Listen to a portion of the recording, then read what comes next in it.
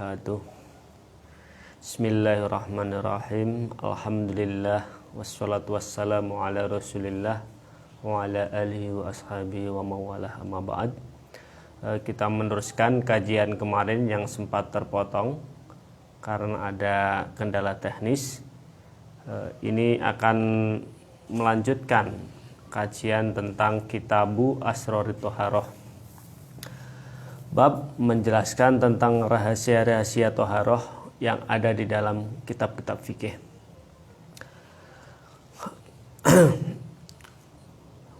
At-tuhuru nisful iman. Ini masih dalam tataran kemarin tentang at-tuhuru nisful iman, bahwa ada sebuah hadis yang mengatakan bahwa bersuci itu adalah sebagian atau separuh daripada keimanan. Nah, ini menurut Imam Ghazali adalah imaratud dohir bitangdifi bi idofatil ma'i wa ilqaihi wa tahribil batin wa ibaqaih mashunan bil akhbathi wal aqdari hayhata hayhata. Bahwa yang dikendaki dengan bersuci itu adalah sebagian atau separuh daripada iman. Ini bukanlah hanya kita fokus pada pensucian-pensucian yang sebangsa dohir, seperti selalu membersihkan diri dengan air, selalu mandi misalkan, atau selalu wudhu. Bukan hanya itu maksudnya. Itu juga termasuk, tapi itu bukanlah satu-satunya yang bisa menyebabkan kita ini akan mencapai derajat separuhnya iman. Tapi wa ilqai wa takhribil batin bi wa ibaqai mashunan bil ahbasi wal aqdar. Sementara untuk mencapai derajat separuh iman ini tidak hanya cukup dengan membersihkan atau pembersihan diri dengan air, tetapi sementara itu kita mengosongkan diri atau membiarkan batin kita dikotori dengan penyakit-penyakit batin, dikotori dengan beberapa penyakit-penyakit hati. Nah, ini adalah akan menyebabkan apa? Hayhata.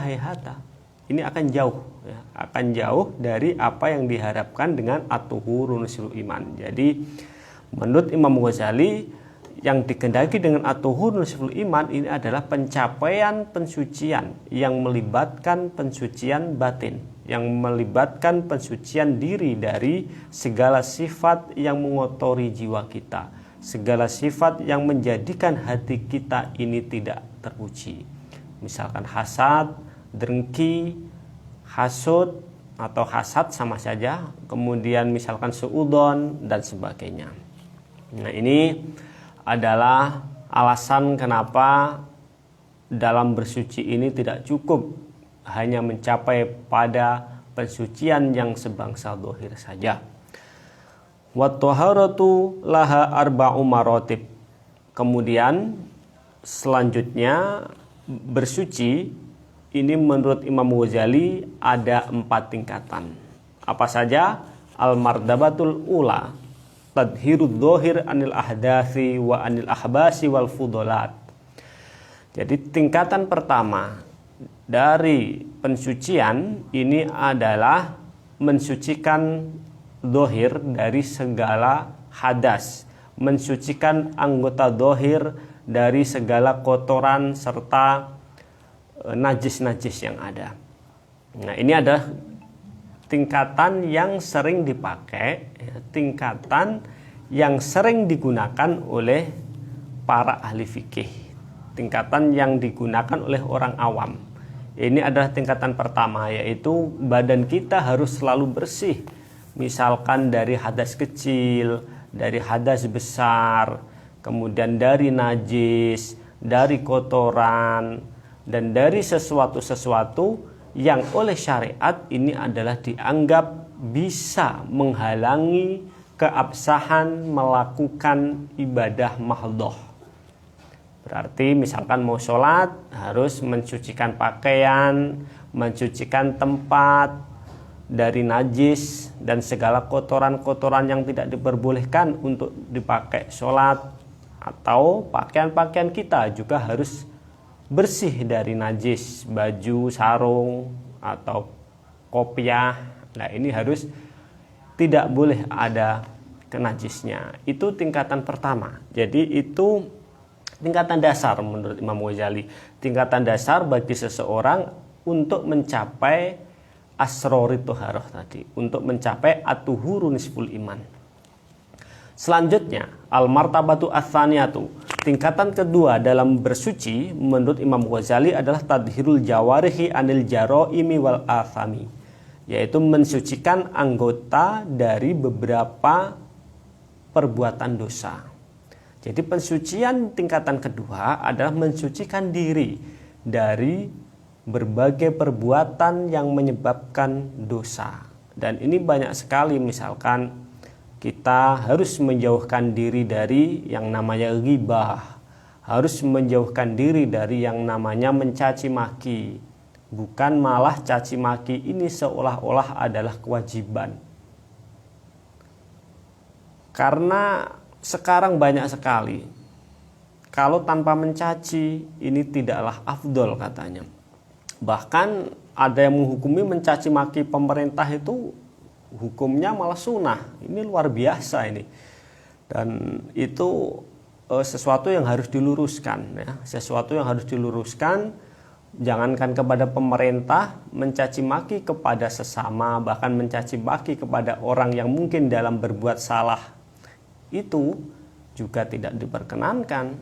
Apalagi mencaci maki pimpinan. Nah, ini sungguh pemahaman-pemahaman yang menurut saya ini akan berbahaya buat keharmonisan kita sebagai sesama anak bangsa walaupun beda agama misalkan. Nah, ini maka itu termasuk daripada dosa-dosa yang harus dibersihkan pada tingkatan kedua. Selanjutnya al-martabatu ats-tsalisatu.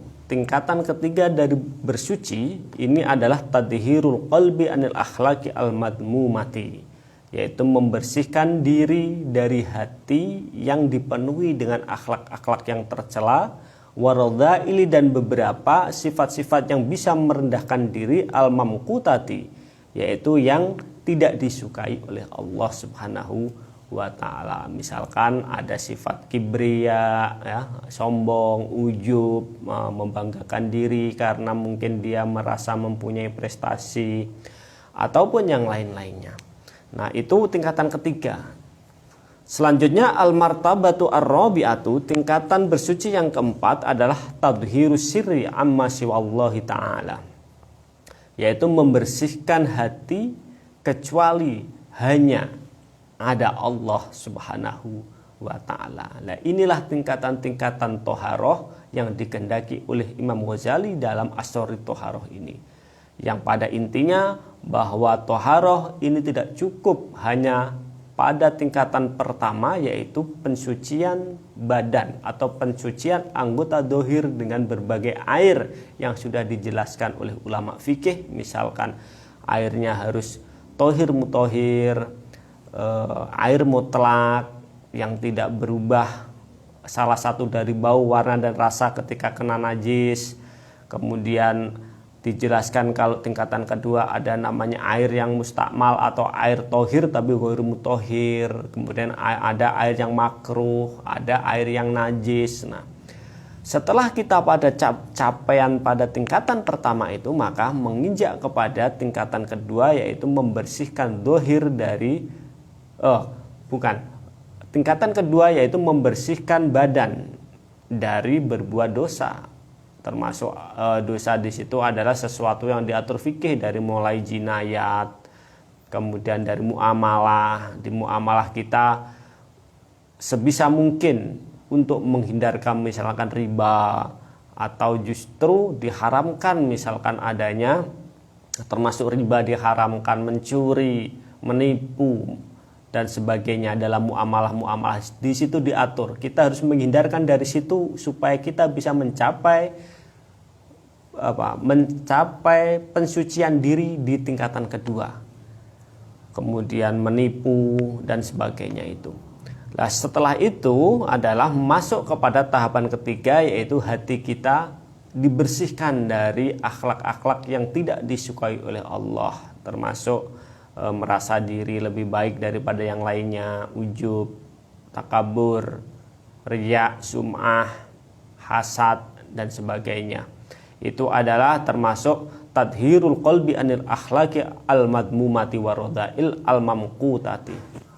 Selanjutnya yang keempat tadi, yang terakhir dari tingkatan bersuci adalah mensucikan diri kepada selain daripada Allah Subhanahu wa taala, yang mana wahwa taharatul anbiya'i shalawatullahi alaihi wasyiddiqin, di mana untuk pensucian yang tingkatan keempat ini ada pensucian tingkatan para nabi, para rasul sallallahu alaihi wasallam. Walayanala al-abdu at-tabaqata al-aliyata ila ayyujawiza at-tabaqata as-safilata. Kemudian dan seseorang hamba ini tidak akan bisa memperoleh tingkatan tinggi dari bersuci kecuali harus dimulai dari tingkatan yang pertama, yaitu tingkatan mensucikan secara dohir tadi dengan wudhu, dengan mandi, dan dengan aturan-aturan syariat yang sudah dijelaskan di dalam fikih. Fala yasil ila taharati sirri anisifati al-madmumati wa imaratihi bil mahmudati malam yafraq min taharatil qalbi anil khalqi al-madmumati wa imaratihi bil khuluqi al-mahmudi. Nah, kemudian seseorang ini tidak akan sampai kepada tingkatan pensucian hati dari selain Allah kecuali orang ini harus melewati tingkatan pertama, yaitu tingkatan mensucikan badan dari sesuatu yang sudah disyariatkan oleh ulama-ulama fikih di dalam kitab-kitab fikihnya. Misalkan kalau mau sholat harus wudhu dulu, kalau punya hadas besar harus mandi junub dulu, dan sebagainya. Nah, itu adalah tingkatan pertama yang harus dilewati. Tidak mungkin misalkan orang sholat tanpa wudhu tapi dia bisa mencapai tingkatan yang keempat, itu tidak mungkin. Jadi tingkatan keempat harus dilalui dari tingkatan pertama dulu, yaitu sholatnya harus benar dulu dengan dengan cara-cara yang sudah diterapkan oleh syariat. Misalkan sebelum sholat harus berwudu dulu, wudu caranya harus benar, urutannya harus benar sesuai dengan tuntunan syariat. Airnya yang dipakai juga harus sesuai dengan tuntunan syariat, yaitu harus misalkan tohir mutohir, tidak boleh memakai air yang najis, misalkan memakai air yang bau, warna dan rasanya berubah misalkan. Nah, ini tidak bisa. Atau memakai air yang kurang dari 2 kolah dan pernah kena najis walaupun tidak berubah salah satu dari 3 unsurnya. Nah, ini tanpa menetapi tingkatan pertama dahulu ini, maka mustahil untuk bisa mencapai pada derajat yang selanjutnya, kedua, ketiga, dan derajat toharoh yang keempat.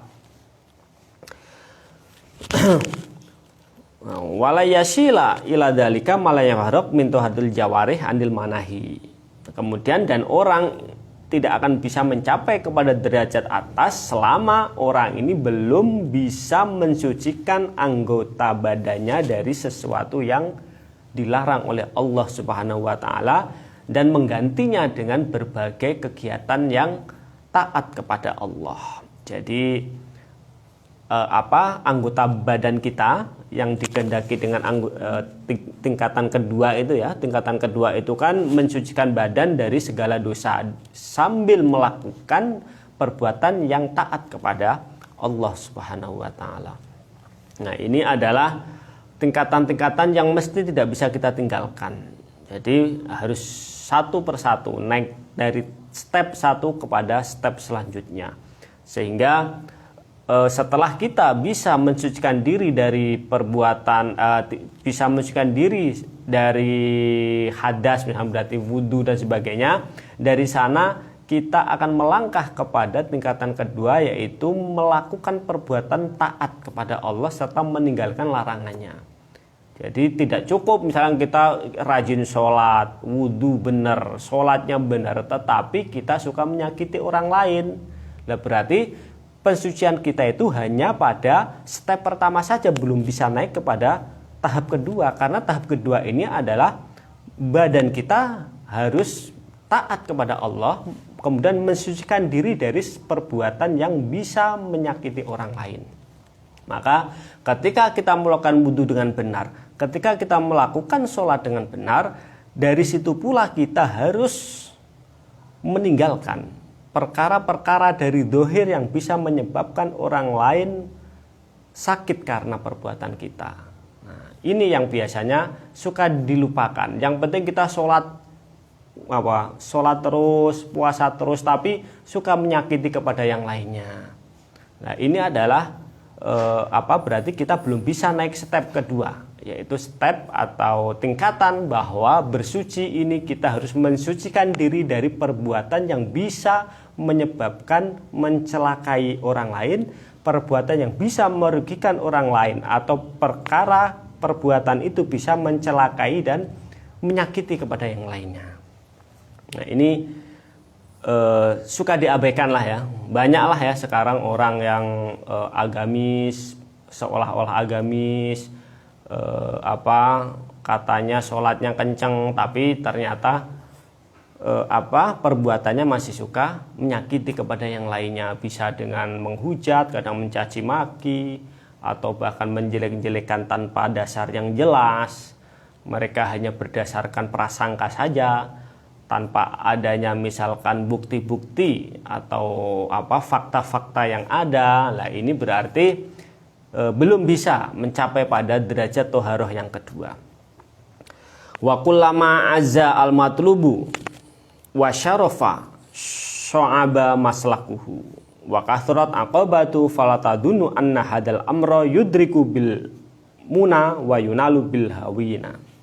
Nah, kemudian setiap perkara yang mulia nilainya, yang mulia cara memperolehnya, maka pasti jalannya akan terjal, jalannya akan sulit, dan jalannya akan susah untuk digapai, serta akan banyak sekali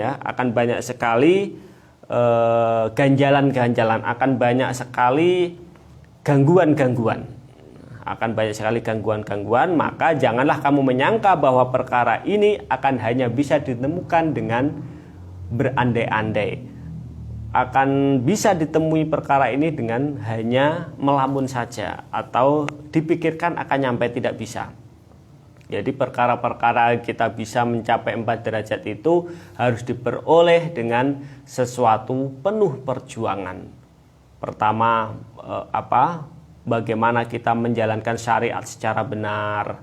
Setelah itu naik ke kedua, yaitu bagaimana kita bisa berbuat untuk kebaikan terhadap yang orang lain dengan meninggalkan sesuatu yang bisa menyakitinya, meninggalkan perkara yang bisa menyinggung keberadaannya. Sehingga banyak sekali perkataan-perkataan, misalkan janganlah kalian naik tapi dengan menyakiti. Nah, ini adalah wujud daripada pensucian yang tingkatan kedua. Nah, ini adalah pembukaan tentang pensucian menurut tingkatannya. Tadi kita simpulkan ada 4 tadi. Nah, selanjutnya adalah nanti akan dijelaskan bagaimana cara memperoleh satu persatu dari tingkatan per tingkatan itu, sehingga kita nanti akan menjadi hamba yang mencapai pada tingkatan derajat toharoh yang keempat. Naam man amiyat basyiratuhu antafawuti hadit tobakot lam yafham min maradibit toharoh illad darujatil akhirah alatihya kal qasyrati al akhirati ad-dohirati bil idhofati ilal lubbi al madlub. Nah, ini ya boleh. Man amiyat, barang siapa yang matanya buta atau matanya tidak melihat, mata hatinya tidak melihat dari derajat-derajat pensucian ini, ya, maka orang ini lam yafham min maratibit thaharah, maka dia tidak akan memahami derajat-derajat bersuci yang dia pahami illad darajati al akhirah. Dia hanya mengerti bahwa yang disyariatkan itu adalah hanyalah toharoh tingkat pertama. Jadi tuntutan manusia yang tidak ia ketahui, atau manusia tidak mengetahui tuntutan toharoh kecuali hanya tuntutan pada toharoh tingkat pertama. Ini bagi orang yang basirohnya telah buta, maksudnya tidak mengetahui, basirohnya ini buta. Nah, maka disangkanya, sangkaan dia, Allah hanya menyuruh toharoh ini pada tingkatan pertama, sebatas untuk wudhu, sebatas untuk mandi junub, sebatas untuk mencuci pakaian dari najis, sebatas supaya kita ini sah dalam sholat-sholatnya. Padahal menurut Imam Ghazali tidak seperti itu, bahwa tingkatan toharoh ini benar-benar ada 4 yang harus kita ambil satu persatu supaya kita bisa mencapai pada derajat yang paling tinggi. Kalau tidak seperti ini, maka alatnya kalau kusroh, maka yang bisa dilihat orang ini hanyalah tingkatan kulit. Kulit itu hanya tadi hanya tahu bahwa wudhu, bersuci ini adalah sebatas wudhu. Itu hanyalah kulitnya saja, cangkangnya saja. Jika diibaratkan bil idhofah ila lubi al matlub, jika perkara bersuci ini disandarkan atau dilihat nanti kepada inti daripada Allah memerintah adanya syarat bersuci ini. Jadi diibaratkan kalau kita mencapai intinya, toharoh yang sebangsa badan seperti wudhu ini hanyalah cangkangnya yang masih jauh daripada tujuan akhirnya, yaitu lub al-matlub, inti daripada disyariatkan adanya bersuci ini. Nah, inilah makanya di dalam bab asyari toharoh ini kita nanti akan mencari di mana sebenarnya inti daripada perintah disyariatkannya adanya toharoh dari wudhu ini. Nah, ini kita ketahui wudhu adalah hanya tobakoh pertama, atau wudhu ini adalah toharoh di tingkat pertama yang jika diibaratkan untuk tujuan utamanya daripada toharoh ini adalah wudhu, ya. Wudhu ini nanti akan kita lihat sebenarnya apa yang ingin dicapai daripada adanya toharoh tersebut. Insya Allah akan kita lanjut untuk kita ketahui lebih lanjut sebatas mana atau sampai batas mana nanti lubul matlub yang ada pada asrori toharoh ini. Wallahu a'lam bishawab. Assalamualaikum warahmatullahi wabarakatuh.